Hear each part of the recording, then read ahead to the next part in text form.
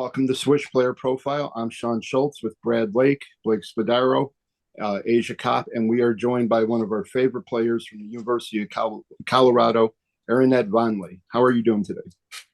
I'm good. How are you? So far, so good. First question, what led you to go to Colorado? What was that journey like? Yeah, they were my second choice coming out of high school. So after it was kind of hard during COVID to go on visits and stuff. So I decided to go to Arizona just based off like phone calls and a bunch of Zooms. I never really got to visit campus. So when I decided that it just wasn't the right fit and I got in the portal, I think JR was probably like the first person to reach out. And it was pretty familiar. I was able to visit and meet the team and everything, and I just could see myself fitting in there. So that's how I ended up here. What do you like about campus? What's there to do? I mean, the scenery, of course, is really nice. There's a ton of hikes around. There's a lot of good food spots in Boulder too. There's just always something going on, especially with like football taking off now. It's just been really exciting being on campus. You've already had a lot of success at Colorado. You were named Co-Pac-12 Most Improved Player last year. What has changed in your game? What has evolved? I'd say I'm just a lot more confident now. I didn't really play my freshman year, and then to be able to come last year and like make an impact right away and get co-most improved. Honestly, like talking with my coaches and teammates, we were joking, saying like it wasn't really most improved. It was just like I never had the opportunity to really show what I could do. But I think just for sure the confidence level has been the biggest change. Your older brother, Noah, he played in the NBA 8 seasons. How has he been a motivation to you? And what's it like being in that type of like basketball family?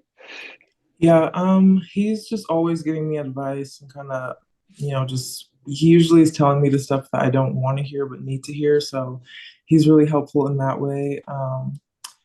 And then yeah, just being in that space, it's cool to have somebody who, has been there and gone really far and been really successful, be like someone I can confide in and look up to and try to be like.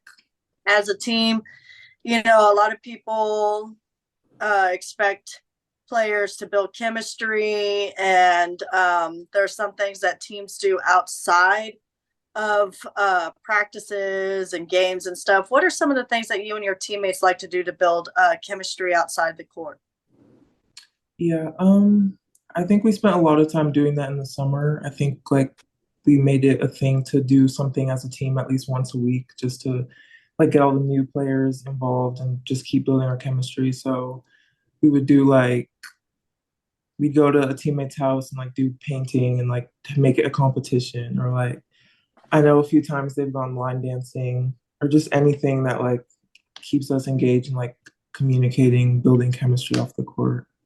When you think of Colorado, not a lot of people, that's not one of the first things, top teams that people talk about when it comes to like March Madness and stuff like that.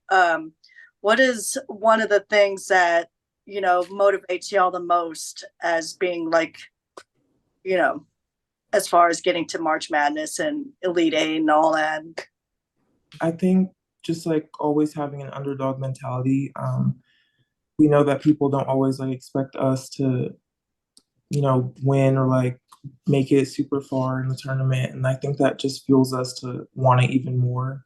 Even now with like being ranked this early in the season, which is new to the program, I think, and, getting a lot of recognition, I think we still just try to keep that same mentality that people are always doubting us and we want to keep proving people wrong. What are your hobbies and interests outside of basketball? A lot of free time. I do like to go hiking or just go on walks. I like to go and try out new restaurants or just go places I've never been. So I'd say travel is a big one too.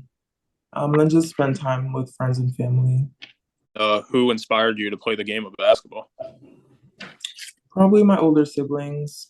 They both played when I was younger, and it was like an 8-year age gap. So I had a lot of time to like watch them do it and see what can come from it. So just like wanting to do the same thing as them. Okay, I'll wrap up with a couple. First is, what are your plans for after college? You plan to go pro, or is there some other field? Yeah, I hope to go pro either here or overseas for as long as I can.